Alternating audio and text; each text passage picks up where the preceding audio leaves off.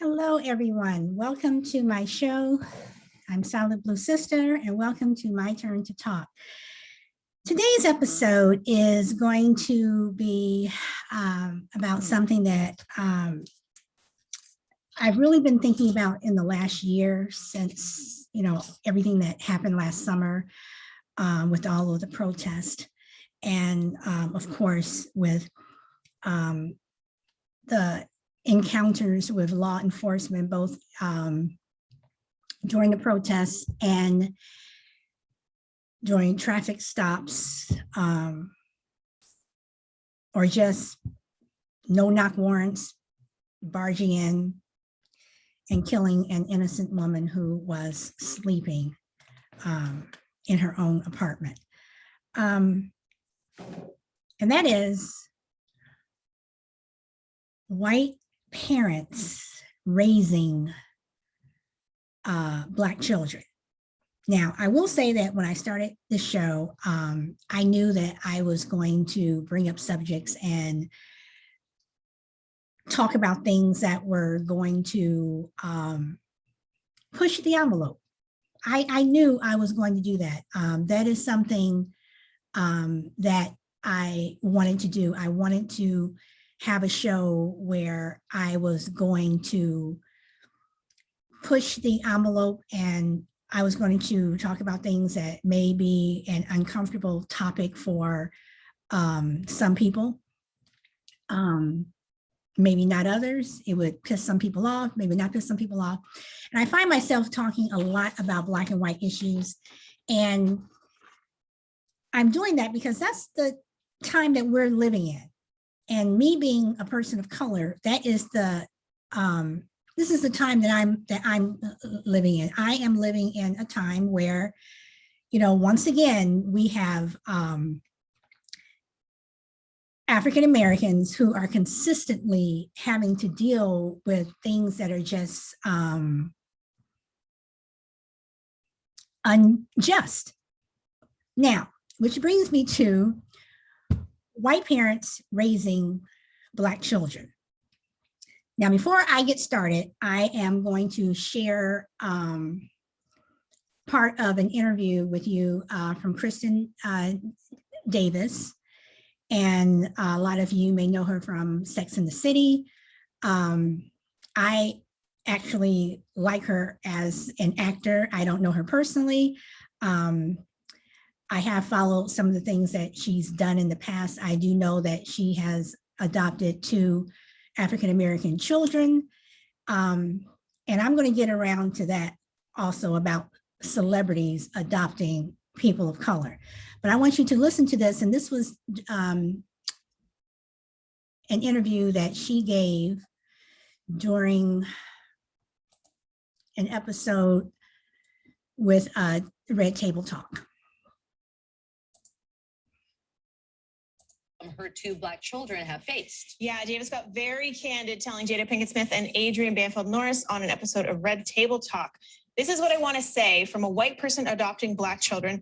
You absolutely do not fully understand. There's no doubt, there's no way you could, adding, it's one thing to be watching racism happening to other people, and it's another thing when it's your child. It's a big issue. Davis also recalled her first experience with the racism she's experienced following the adoption of her daughter, Gemma Rose, in 2011. And now you have to confront prejudices, biases, racism in a whole different way. What have you experienced? Well, I was just horrified. Right. I'm still living it. It's hard to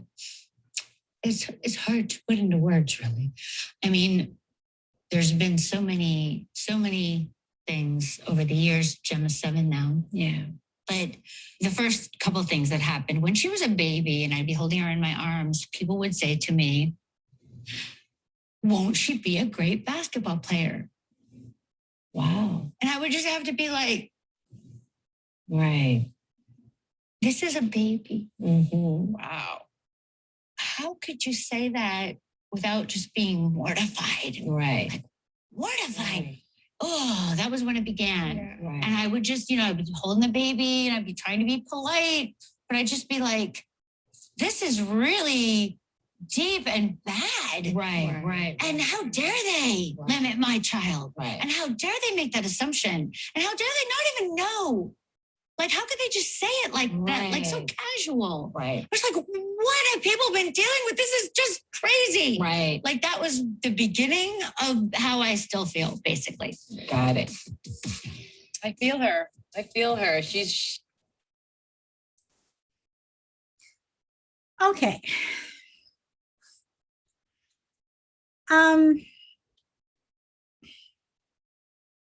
I have a couple of things to say about that. Yes, I would be, upset if me having an African American child that, would automatically assume that he's going to be a basketball player when he was just a baby. But again, this is just a small part of the interview. And I guess what I need to understand, and I need someone who is white to come on the show and hopefully put their input in, because as you're thinking about adopting this child, are you adopting this child because you fell in love with this child, you truly wanted to give this child a good home, in the back of your mind, because you are a white parent, are you saying, I'm going to give this Black child a good life that they may not otherwise have? And when that child grows up, how are you going to navigate the world of racism that you don't experience for your child? And before I go on with that, I'm going to share another video.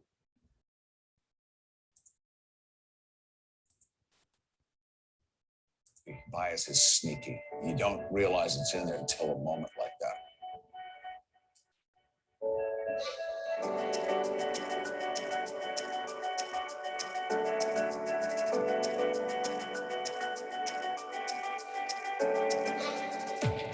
I have two daughters. My 11-year-old, Callie, is kind of like me. What do people say when they find out that you have white parents? Sometimes they're like, oh, you don't look like your dad. I'm like, oh, I want to talk to you. I'm in 7th grade. I look at Callie and I see an innocent little 11-year-old girl. I usually just think about Netflix and shoes and school, of course.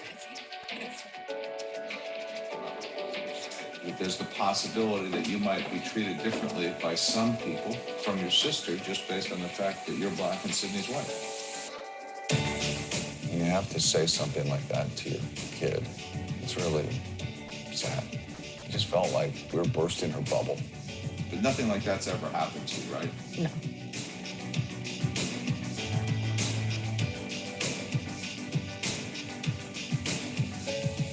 I just saw a white woman sitting at a bus stop. 20, 30 feet away was a Black guy walking down the street. And for some reason, I just thought, you know what? I'm just gonna watch just to make sure that she's okay. I looked at this guy differently based solely on the fact that he was Black. I was really disappointed in myself. It's something we need to talk about. This post is embarrassing. This post is saying something that doesn't put me in a very good light, but I thought it was important. If I want people to talk, well, I have to put myself out there first. Ashton Kutcher retweeted that. You can't change anything until you can look yourself in the mirror and say, I have this bias, so what am I going to do about it now? Okay, so here, Frank, that's his name, has adopted this African American little girl when she was a baby. She's 11 years old now. And he says that he has to have this difficult conversation with her about people not accepting her because, she's Black and her sister's white. And then, he's walking down the street one day, whatever, he sees this African American man walking down the street, and this white woman is at the bus stop. So I guess I'm conflicted as where you know you have a bias. We all have biases. So it comes down to, on one hand, you're telling your daughter, oh, you may experience this because you're Black, because you know, you look different from the rest of our family. And meanwhile, you're ready to assign this, you know, racial bias to a man that was walking down the street and more than likely just minding his own business. You know, here's this Black man approaching this white woman. Oh, we got to save the white woman. Oh my God, the white woman, we must save them. You know, that's the problem. And then he goes on and says, we can't confront the problem unless we admit it ourselves. I'm glad you're admitting it. That's great. But at the same time, while you're admitting it, you're probably going to do it again. And you may not say it out loud next time. You may not tell someone that you're doing it, but you're going to say it again, more than likely, or you're going to at least think it. So, you know, you have these white people who are raising these children. And I have a real concern. I really do. I have a real concern. You know, I think it's great. Every child needs a home. Lord knows, you know, there are so many children in this country alone who need homes. You know, and we all, you know, should be doing whatever we can to help. You know, but I do question when a white family goes to adopt a Black child, why are you not adopting that white child? You know, I do know that there are more children of color in the system than there are, you know, Caucasian children. But I do question, why are you choosing to adopt Black as opposed to white? And as your child gets older, especially Black boys, how are you going to have that talk? Because I'm pretty sure the talk that we have with our children, with our African-American children, is different from the talk that you would have with your adopted African-American child. So with all the stops, you know, if someone in law enforcement stops them while they're driving a car, are you going to say, oh, if you just, you know, do what they tell you, if you just don't, you know, talk back, if you just put your hands up, they say put your hands up, you put your hands up, nothing will happen to you. Is that the talk that you're given? You know, or are you given the talk, yes, you know, keep your hands on the wheel. Make sure they can see your hands on the wheel. Yes, officer. No, officer. You know, if they ask you to get your wallet out, you know, for me, even though my son, you know, refuses to drive, you know, I tell him, you know, you drive. You do not have your wallet or your identification, your driver's license in your pocket. You have it on the side of the console, where if you're getting stopped, you know, you're able to easily put your wallet on the dashboard. And while your hands are on the steering wheel, you know, if the officer wants to get your driver's license or whatever, you tell the officer, my wallet is right there. You know, my license is in my wallet. I do not feel comfortable reaching for it. You get it. You know, I tell people now, make sure you have dash cams in your car, in the front and the back. If you are getting stopped by police, you know, this is what I'm telling my son. Again, he doesn't drive, you know, he doesn't want to, and other people that I know. If you are getting stopped, if you're not able to push record, you call someone. You keep that phone open and you say, I am getting stopped. I'm on the corner of, ABC and 3rd Street. I've said this before. Let someone know where you are. Can you come down? Somebody in the area, can you come down here? You let someone know where you are if you're not able to record. But those dash cams, oh yeah, we definitely have them, front and back. Because I don't trust police, body cameras, or anything. This is the talk that I'm giving my child, and I know that other African-American parents have stepped up their game and going more into detail about the talk. So again, I go to white parents and I ask you, what are you telling your children? What are you telling your Black children? Oh, everything will be okay if you just, well, we know that's not true. Hell, let's go back to 1992 and look at Rodney King.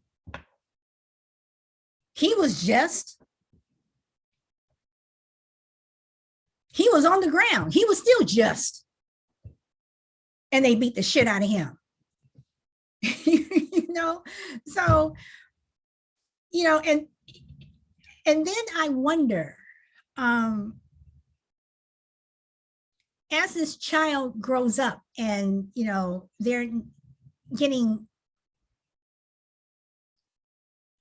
things that, words of racism, slurs or something that may come their way. And if they come home one day and they say, I was at school today, somebody called me a nigger. Are you going to say, oh, it's just a word. Oh, it's just a word. Don't worry about it. But it's not just a word, not to us. Are you going to talk about their culture? We are Black people. We come from kings and queens. Are you going to teach them Black history? And I'm not talking about the Black history that stops suddenly at Martin Luther King and Malcolm X. Are you going to go back centuries and talk about where we come from?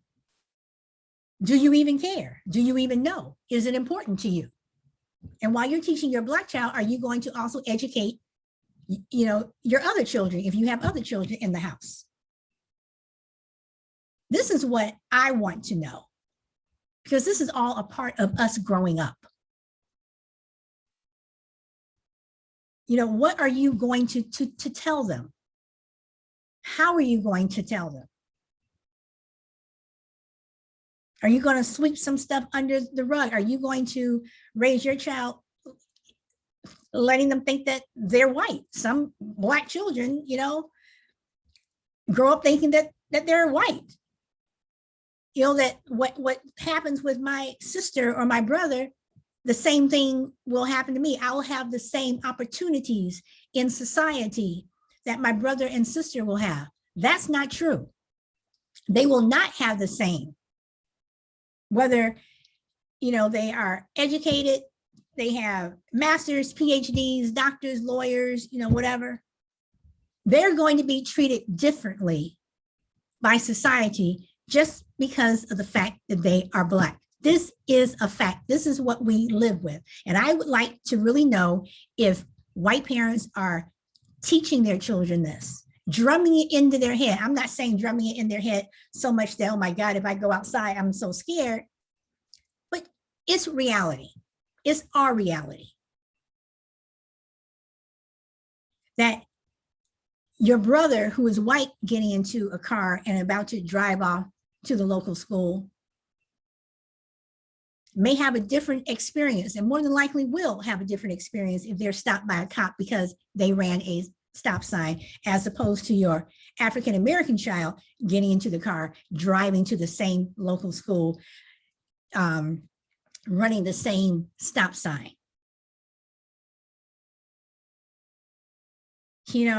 I was talking to a friend earlier and they were saying how their area is policed so much. There's one on every corner, and when you're stopped, why do we have to have five squad cars? And that is one thing that I want to know. If you're stopped by the police, why do you have to have 5 squad cars? about 15 years ago, I'm driving in Orange County, California, and I'm stopped because the police officer said that I was speeding. I was not speeding, but when he stopped me, he's talking to me and I'm telling him I wasn't speeding. Next thing I know, there are literally four squad cars there. He reaches into my car and he takes my keys. And I asked him, I said, why did you take my keys? I don't want you driving off. And I just looked at him and I asked for a supervisor. Supervisor came down, whatever. And I said, I was not speeding. I ended up going to court because I was not going to pay for the ticket. I ended up beating the ticket. The officer was there and he said that I say about him taking my keys. The judge asked him, why did you take her keys? I didn't want her driving off. And I told the judge, I said, Judge, I am a Black woman in Orange County, California. I'm in Orange County. There is no way in hell I'm going to drive off in Orange County with 4 squad cars. I would be dead. And the judge looked at me. He said, case dismissed. And I am happy to say, in the almost 40 years I've been driving, I've never had a ticket. Never. And I don't take that one as a ticket because I was not speeding and I proved that I was not speeding. But this doesn't happen to white people. And this is what parents have to explain to their children. What is going to happen to little Billy? It's not, more than likely, it's not going to be the same experience, that your African-American child has. It just isn't. Now, on the flip side, I want to play something else. This is with African-American parents adopting white children. So to be fair, I want to, share this. We had been accused of kidnapping our son, of being the nanny. We had been stopped in restaurants. How you know him? How do I know him? Yeah. How I know him? Yeah. You a teacher, son? I'm not a teacher. No, I'm not a teacher. I'm not his babysitter.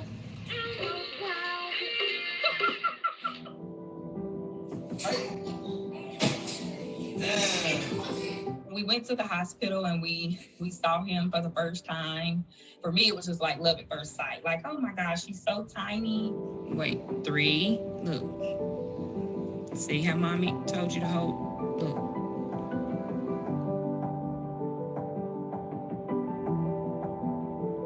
We were the only African-American family that had a white child. The other families were like, oh, we don't go through that. And they were crying and they were like, we feel so bad.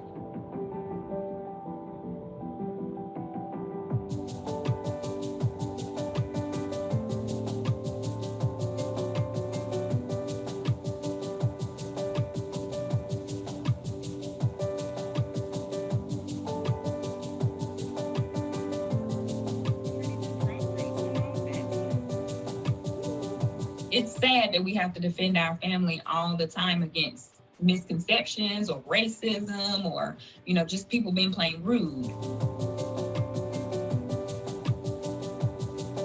Every 10 negative things we get, if we get a positive 1, then, I feel like, okay, the world is moving in a different direction. Sheep. Okay, so I'm going to stop there for a moment. You have Black parents who, again, want to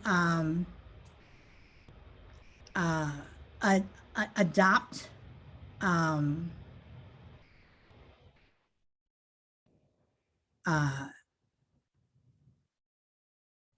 white children, and I even question that, do you feel that, I understand that you fell in love with him, you thought he was cute, he needs a home, as opposed to adopting a Black child. But my question is, why is it that when, the racism, now goes from the child to the parent? Why are Black parents adopting white children accused of kidnapping them, being the nanny, the maid, the bus driver, I mean, instead of mom or dad? I mean, it just, doesn't make any sense to me. It's just crazy to me. Why are we given the negative perception and stereotype, but you're not giving that same stereotype to white parents? And I also know that white parents go through the thing of, when other white people see that you have adopted this little Black baby, that it's, oh, they should be so lucky to have parents like you. This child is so lucky. Shouldn't the white child be lucky too? I mean, they're getting parents, that are going to love them, that are going to raise them. So, it's like, again, you're showing that no matter what, Black folks just can't escape stereotypes and racism. We just can't. We try to do a good deed and we just can't. Jacob Blake trying to stop a fight, 7 shots in the back at close range.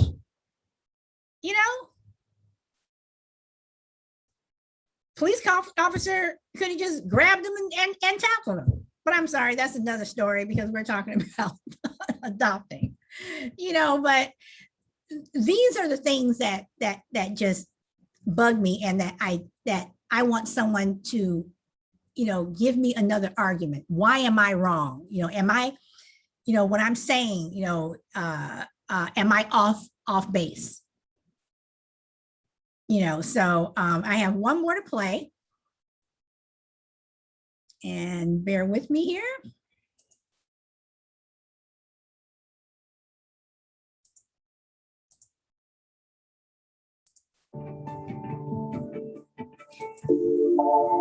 No. Yup. No. Yup. No. Yup.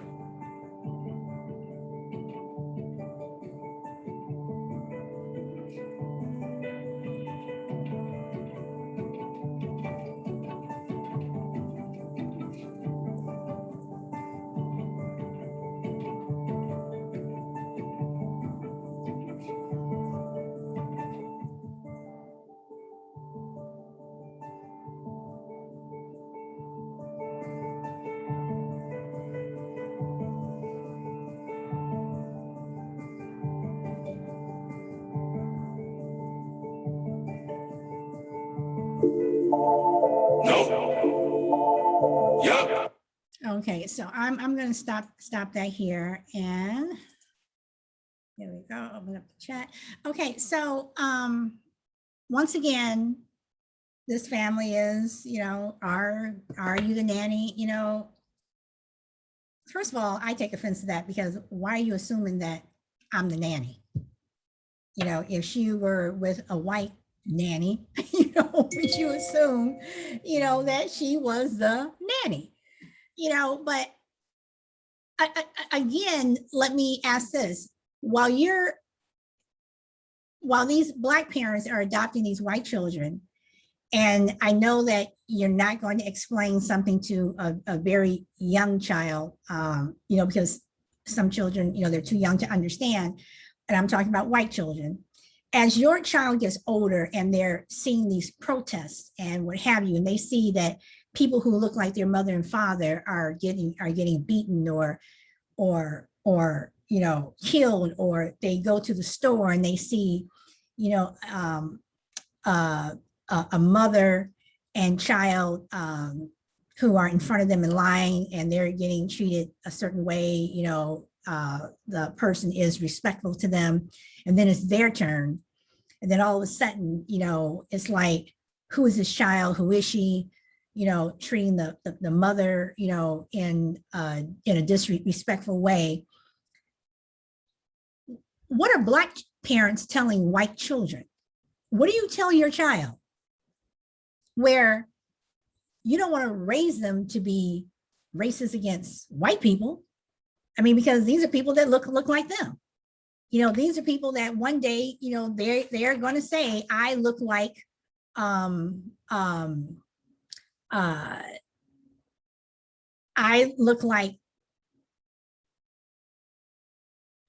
somebody other than you.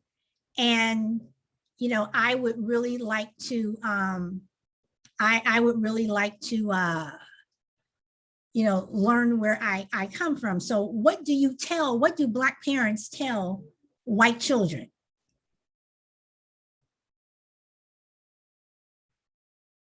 What does a white parent, what does a Black parent tell white children about George Floyd, about Breonna Taylor?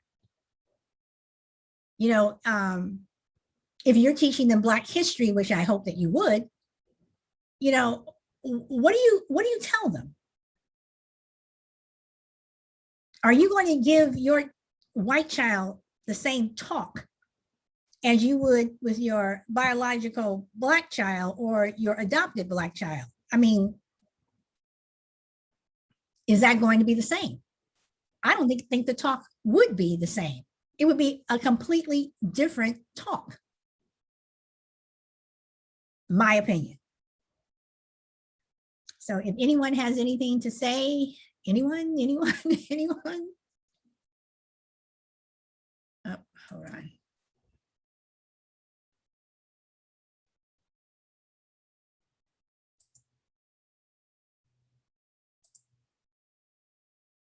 There we go.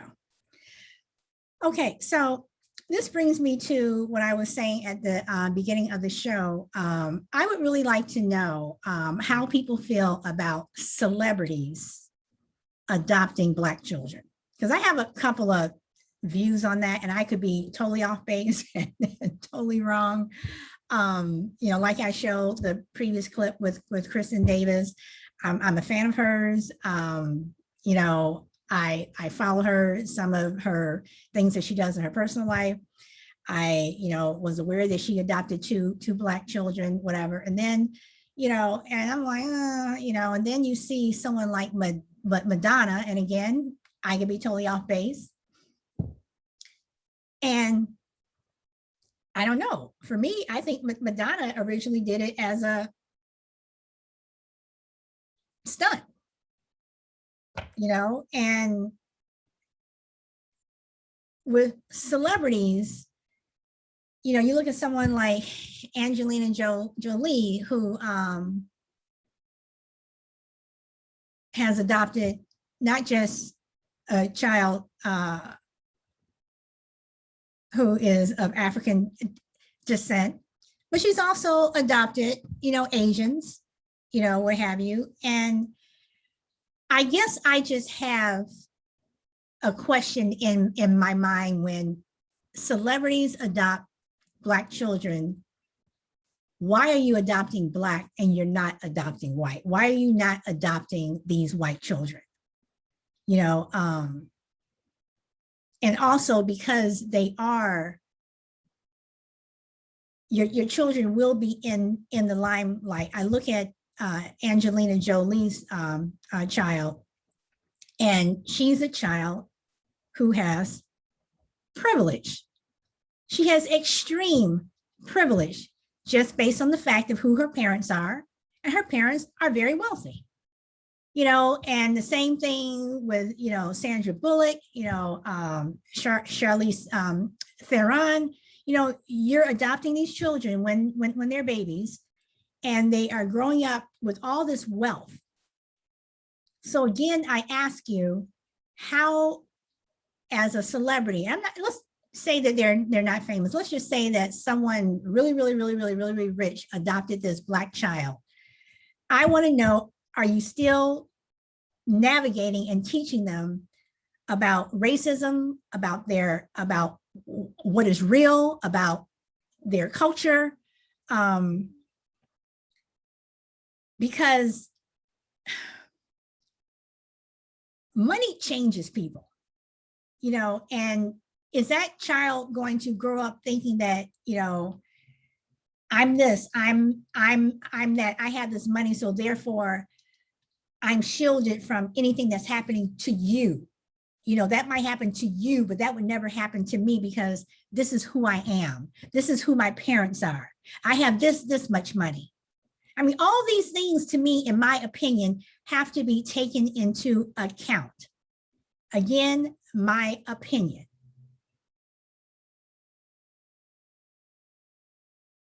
You know, and then on the flip side,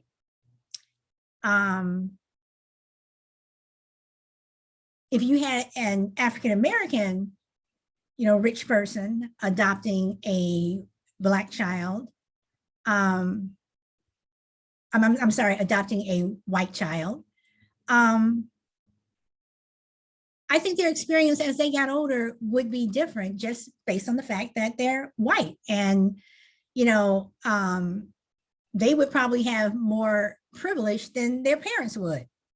You know, they would have more privilege just from the fact that, you know, you are white, you are now a white man, and my father is a Black man, and more than likely you would be treated better than your father would.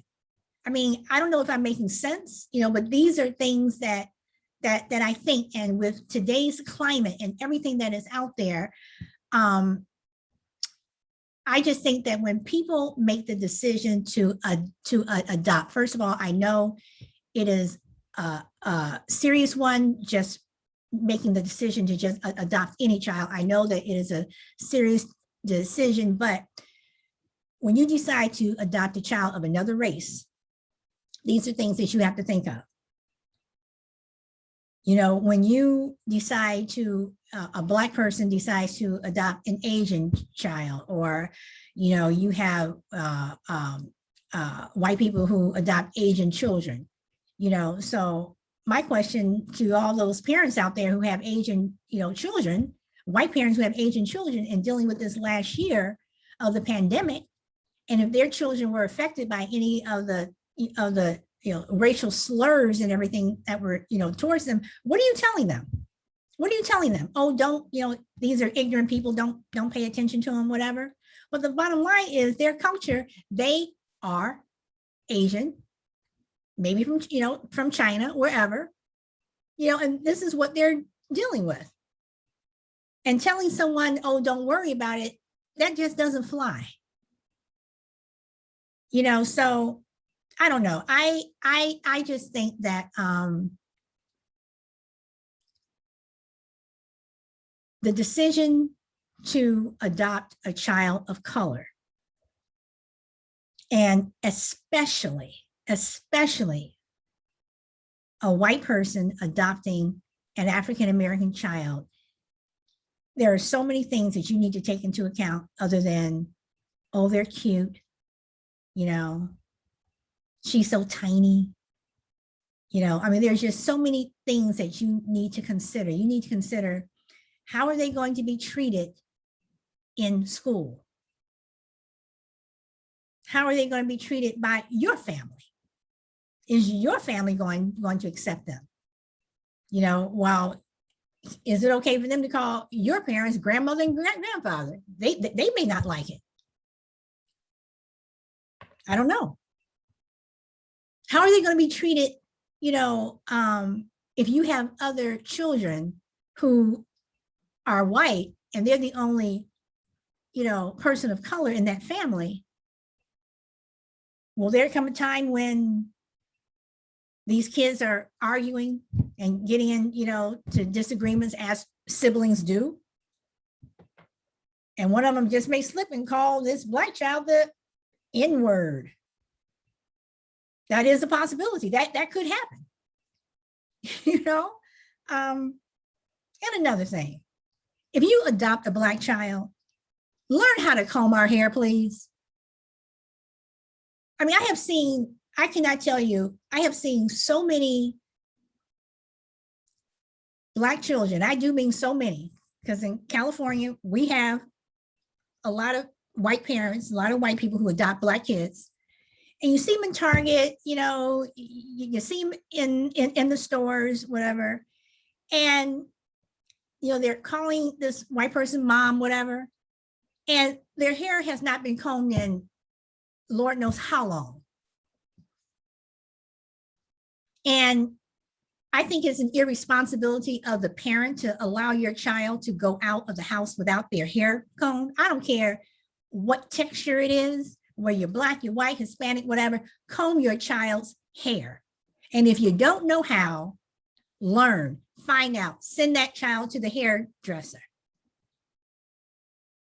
That child should not have to walk around with uncombed hair. That's part of your job, comb their hair.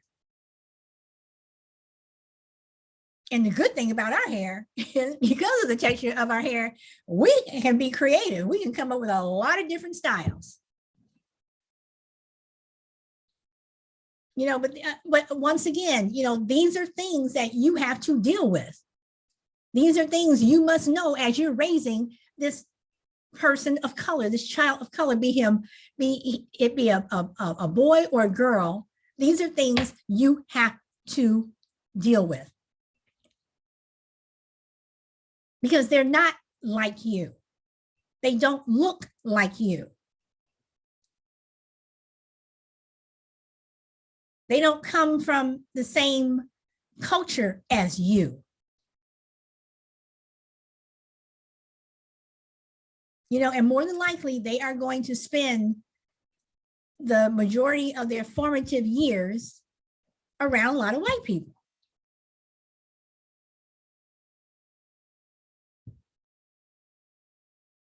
I mean, when I went to school with white folks, elementary school, high school, I went to school with white people. I mean, there were also Black people, but I went to school with white people. I went to college.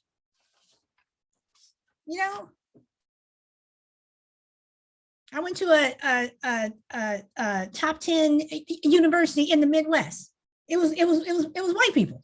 I was always around white people. But I had Black friends. I grew up in a predominantly Black neighborhood.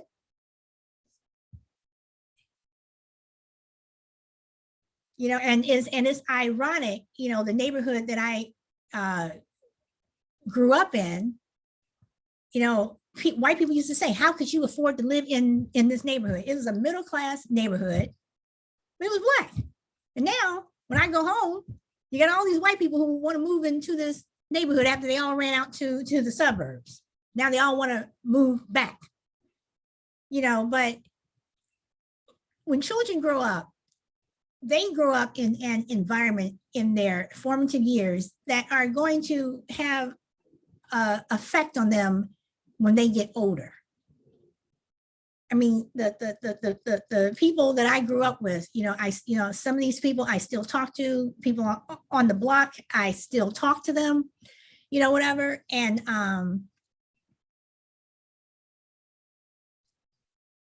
we all grew up the same. As I said in previous shows, we had mother, father, all our siblings went to college. We were middle class.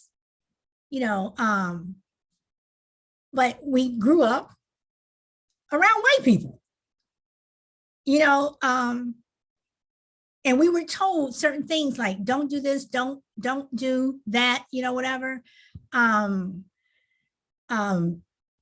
We were taught that, if you are stopped, make sure that you're respectful, but it wasn't the way it is now. Just driving to the store is not, possibly life-threatening for a Black child as it was when I was coming up. So I really want to know from white parents, what are you telling your children? What are you telling your Black children? What are you telling them when they're watching the news and they see yet another, Black person being shot, or if they're looking at the protests and all these people are out and they're all protesting, what are you telling them? What are you telling them if they say, well, do Black lives matter? Are you going to respond with, well, all lives matter? That's not the point. The point is Black lives matter too. We also matter. So what are you telling them? You know, and then as a Black parent raising a white child, and maybe you're headed out the door with a Black Lives Matter sign to join the protest, you know, and that white child says, well, I don't understand, you know, why do you keep saying Black Lives Matter? I'm white. Doesn't my life matter? What are you telling them? I mean, life is hard. Life is so hard, and we are only here for a very short time. Even if you live to be 100 years old, that 100 years, I mean, we are here for a very short time. And there's just so many things in this world to navigate and to deal with and to have to explain. And one thing that I always find, that whether you're Black, white, whatever color you are, anywhere in the world, race is still something that must be explained, talked about. For some people, shoved under the rug. We're not going to talk about that. You know, we're not going to talk about Aunt Sally because she was Black. You know, we're not going to talk about, you know, Uncle Joe because he was white. You know, I mean, these are things that you have to talk about. So when you're, you know, Black child wants to go on ancestry.com and find out where she came from, or he came from, and they find out, you know, you may not want to give them the person's name. You may not know the name, and, you know, they do the DNA, whatever, they find out where they come from, and they find out that, you know, their family was slaves, you know, that they were slaves and what have you, and they come back, you know, what do you tell them? Or that white child who may want to go on ancestry.com one day and find out that they're related to a bunch of slave owners. All these things have to be talked about. So I'm just wondering, what do you tell that child? Now, for me, I can honestly say I would never adopt a white child, because I think the responsibility of me adopting a white child as opposed to me adopting a Black child would just be overwhelming. And when I say overwhelming, I am talking about a nice picture. When I say overwhelming, I'm talking about, you know, having to go and explain, you know, about where they come from, who they are. I think it would just overwhelm me. Would I be a foster parent? I would be a foster parent, yes. To a white child, yes.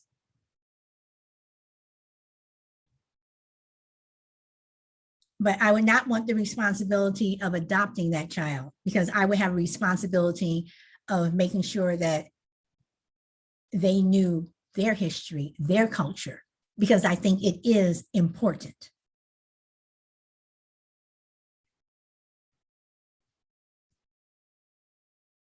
So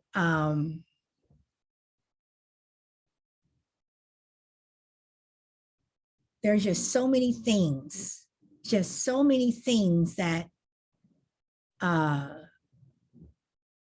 you have to consider. And I am going to share the rest of this video, well, a portion more of this video of the white parents who adopted a white little boy.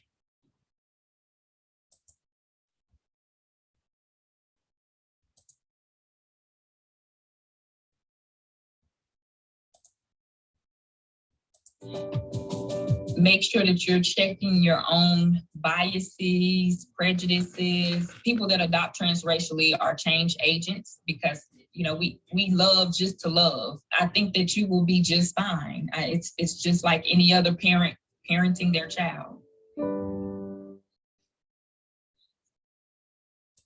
Okay, so she says, I think you will be just fine. Is like, you know, any other parent parenting their child. I agree with that to a certain degree, but I also do not agree with it because it's not like another parent parenting that child because of the fact that they are a different color. And when you walk out that door, people are going to judge you. Whether you're black or white, you will be judged. You will be asked an ignorant question. You will be asked something stupid. You know, someone will make some asinine comment. And as your child walks out of that door every day without you, be they black or white, they're going to be dealing with rude comments. They're going to be dealing with comments that they should not have to deal with. So it's not just raising any other child. It isn't. You know, just for the sake of the fact that, like I said, they are going to be dealing with things that they normally wouldn't have to deal with. You know, and as they get older and they understand more, they can probably handle it better. You know, but it is something that is going to have to be dealt with. It's something that you as a parent, be you that white parent or that black parent or that Asian parent or that Hispanic parent, whatever, you know, that Indian parent, whomever, you know, these are questions and issues that have to be dealt with. And these are questions that you would not have to deal with if you were adopting someone of your own race. So it's not the same.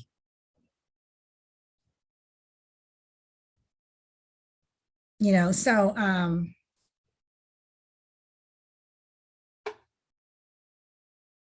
don't know.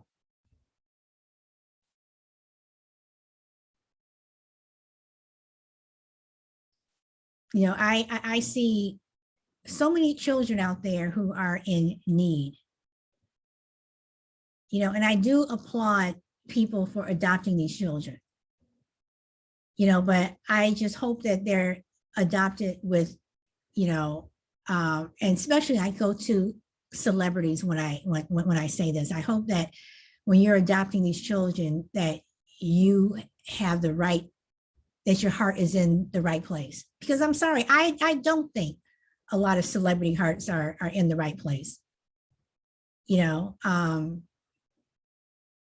I think for certain people, it was a fad. It was a fad to have this, you know, little black baby on your arm, you know, when you were, you know, walking to the store, or have them with you on the red carpet. I could be totally wrong. I probably am, but that's what I think. You know, our children already go through so much. You know, I don't want to add to it.